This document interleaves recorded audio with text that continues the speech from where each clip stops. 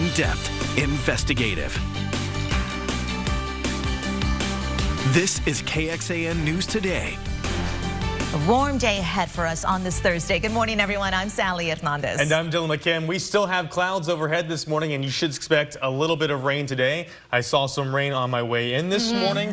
Kristen, when should we expect our main weather event this week? Not until this weekend. So what we've got out there now is just a little bit of drizzle, a little bit of light rain for some, not everybody. Let me show you what we've got on radar at the moment, because it'll be tough to find it. This is so light, it's so spread out. A lot of this will fall underneath the radar beam, but we know we have the opportunity for some mist, drizzle, and light rain, and you can see those raindrops, those teeny tiny raindrops falling on our Lady Bird Johnson Wildflower Center camera there in South Austin. Temperature-wise, no problem in this department. We're in those upper 50s to low 60s across the board here. These temperatures actually closer to our average highs than our average lows. Currently sitting at 62 in Austin, 61 in Bastrop, 60 in Lockhart, upper 50s out west. The difference between right now and 24 hours ago is notable. I mean, it is a noticeable difference as we're walking out the door feeling those mild temperatures, and this afternoon just as nice, if not even a little bit better than yesterday.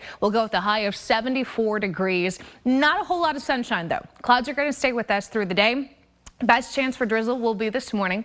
Drier skies expected this afternoon, but the main event is still on the way. We've got a good looking rain chance here coming into this weekend, both Saturday and Sunday, with a significant chance of showers and storms. And this morning's data actually showing a little bit more being squeezed out of those clouds. So I'll update you with those potential rainfall totals coming up in your first morning forecast. Okay, looking forward to it, Kristen. This morning, the Austin Police Department will update us on a decades-old cold case. It's for the murder of Burt Allen Mann back in 1994. They'll speak starting this morning at 10 a.m. at APD headquarters. We'll be there and bring you the updates starting at KXAN News at 11 a.m. Well, people who stayed at Austin's temporary homeless shelter say conditions are worrisome. They do. The city of Austin says more than 570 people have stayed at its Marshalling Yard shelter, opened about 6 months ago. Roughly half of those people no longer stay there, and less than 30 were confirmed to have moved to permanent housing, according to city information. KXAN's Grace Reader spoke to some of those clients who are now back out on the street. Roughly halfway through a one-year contract, people staying at the City of Austin's Marshalling Yard near the airport, which is being used as a temporary homeless shelter, are sharing concerns about the conditions there. It's great that they're providing housing, providing beds, but there are many things that are fundamentally not right. Barry Jones says he was staying at the Marshalling Yard when his mental health medications were stolen. He says he couldn't get help replacing them. Finally, after a month, I was feeling really, really bad, spending most of my time in my bed, and I got into an altercation with one of the staff. And I threw some food on the floor. I lost my temper. He was ultimately asked to leave the shelter and now lives under a bridge, he told us. Discharges like that one were a major concern brought up during Wednesday's Public Health Committee meeting.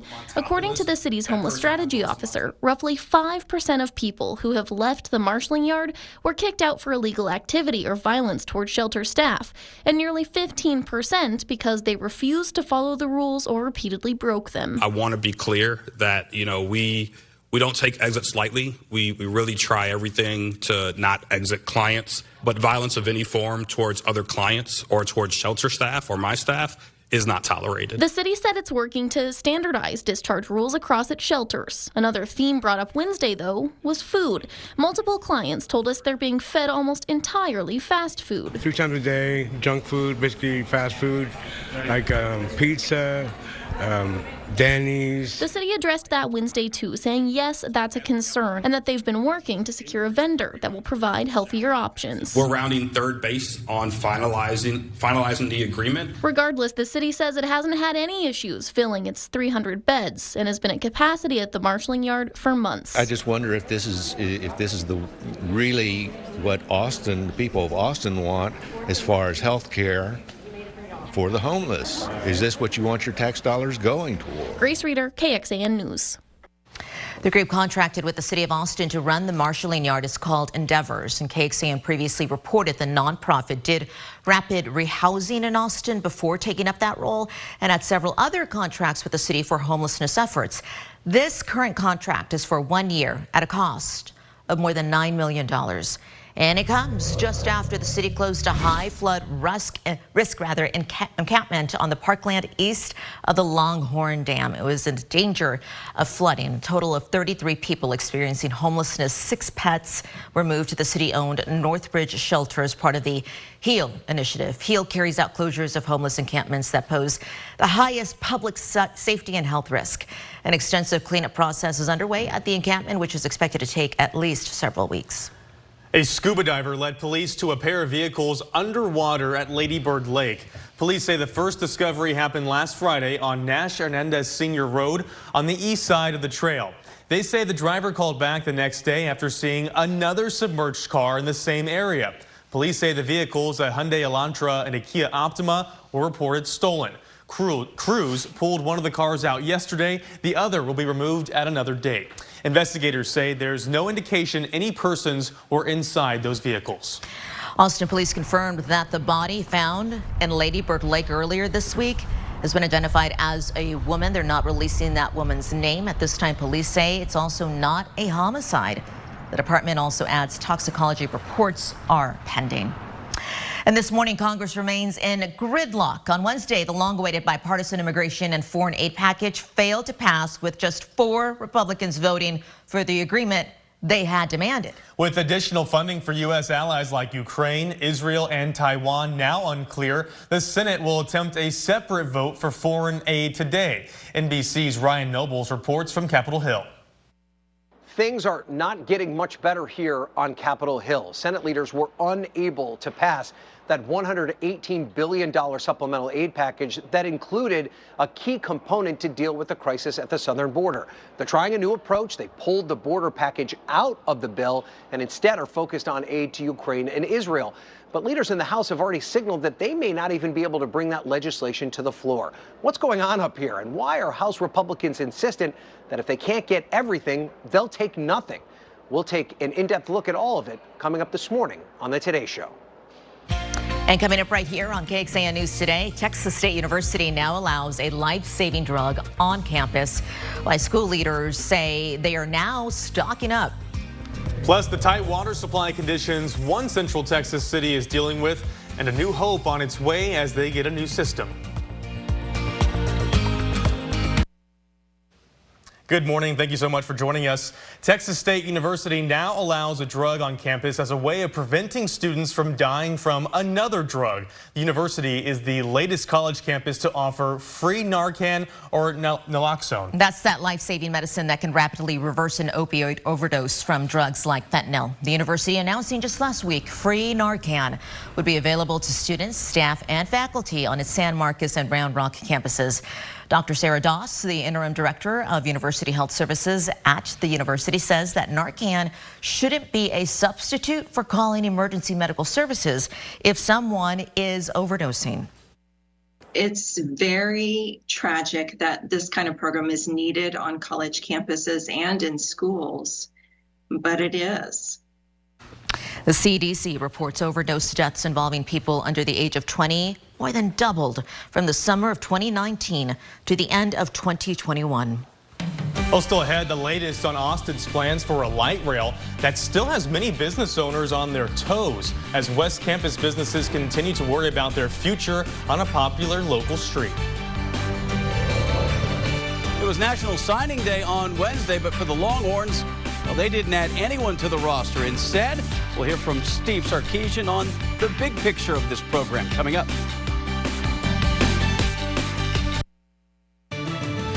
Good morning, everyone. A live look outside from our camera over at the Lady Bird Johnson Wildflower Center. You see some of that rain there, mist that Kristen was talking about. Not widespread right now, as she mentioned, but we're going to talk to her for the latest on what else we're seeing outside with the clouds and radar. Coming up in just the next few minutes. But first, a sigh of relief for some businesses on Guadalupe Street near UT after the Austin Transit Partnership announced that they have reevaluated their plans for a rail system down the drag. And while this might change the route, sparing some locations from having to be forced out, some businesses are still worried.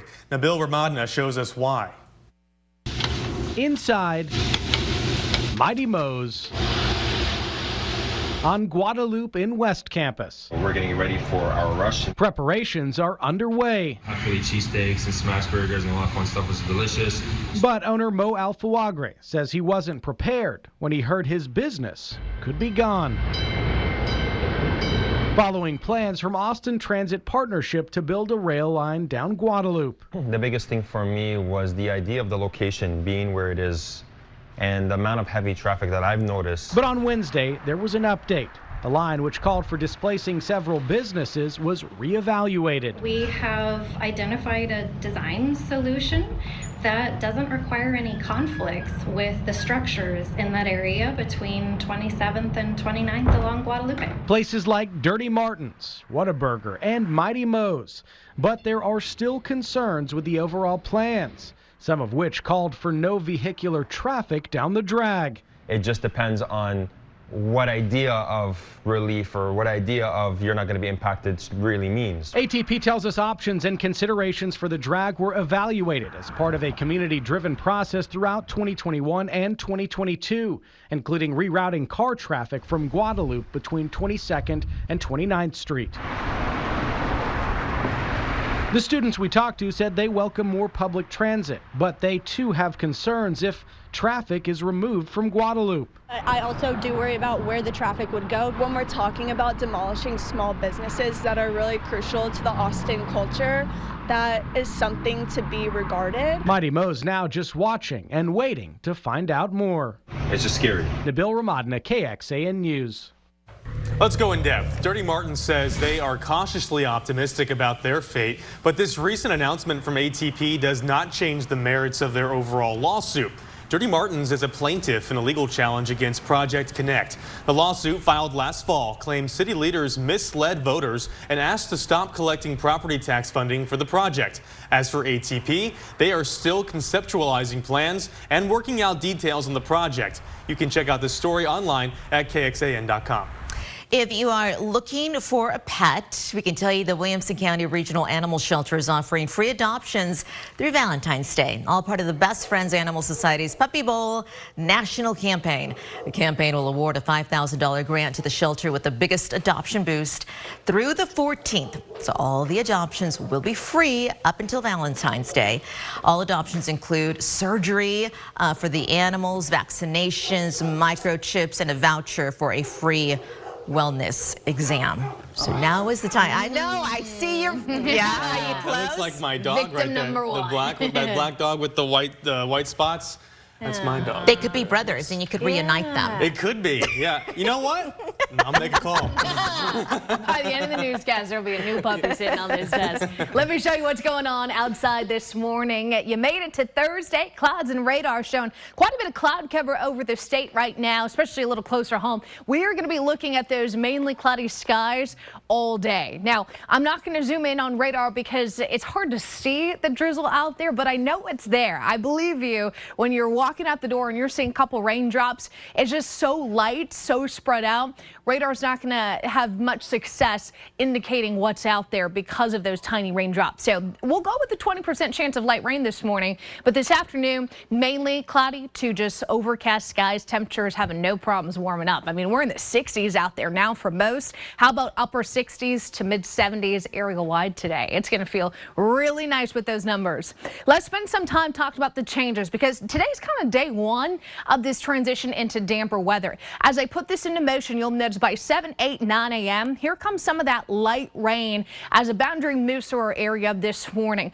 It's going to be very light in the fact that I think a lot of us won't even measure anything out of these showers, but light rain to start and then cloudy skies to finish. That's what we're expecting today. Tomorrow, similar, just not as much drizzle. It'll be cloudy from start to finish, and then we have a couple pockets of light rain possible on our Friday. The main event still comes this weekend. This is where my confidence is in meaningful, appreciable rainfall amounts. So by early Saturday morning, we're talking 3, 4, 5 a.m., here comes those scattered showers and thunderstorms rolling into the hill country and then gradually pushing west to east across our area. This is just before lunchtime. You can see some showers and storms in the area here in Austin on Saturday. Saturday, and then eventually it looks like that will be round one. That clears by Saturday evening. We'll get a second round in here on Sunday. Between both of those rounds, we could see anywhere from about 1/4 of an inch to an inch of rain. These rainfall potentials are actually higher than what I showed you yesterday. As we now are getting closer to this event, we're getting better data into the models, and that's going to help my forecast. And there's really not a whole lot telling me we're going to see that light kind of few hundredths of evidence that I was initially thinking. In fact, there's more and more support for better rainfall amounts. Some models even putting a lot of us close to that 1 inch mark. Now, we won't get crazy yet. We'll go with about 1/4 of an inch to 3/4 of an inch between Saturday and Sunday. But hey, that's a good, healthy drink of water. That's a good bout of rain that we've got coming in Saturday, Sunday. So 7-day forecast shows a little bit of drizzle today and then a couple sprinkles tomorrow. This ain't it when it comes to the meaningful rain. That will be Saturday and Sunday. Timing wise, I would say the first half of the day Saturday and the first half of the day Sunday looking wettest. Cold front comes through. We've got some breezy to windy conditions that will follow. Temperatures getting a little cooler too. From the upper 60s this weekend. We start next week in the upper 50s to low 60s. Right now, plenty of sunshine heading into Valentine's Day next Wednesday. Thank you very much, Kristen. Over 100 new supportive housing units are now available in Austin for those who are experiencing homelessness or at risk of it. The Austin Housing Finance Corporation's first supportive housing community officially opened this week. It's the Espero. The Rutland development in North Austin has 171 furnished studio apartments. We got a sneak peek inside to give you an idea of what it looks like. There's a bed, there's a couch, a sitting area, bathroom, a shower, the kitchen with an electric stove and refrigerator. Caritas of Austin, which works to prevent and end homelessness, will also provide support in a range of services, including employment help and mental help, as well as physical health services. The company's president and CEO says the city should continue to work on more projects like this to get more Austinites off the streets and into homes. Our city really needs to galvanize around these kinds of projects and make sure that they're easier to do, that we can do them faster, and that we just have our eye on exactly how much housing we need to build for this population and get it done. The property is already accepting applications and started welcoming residents at the beginning of this year.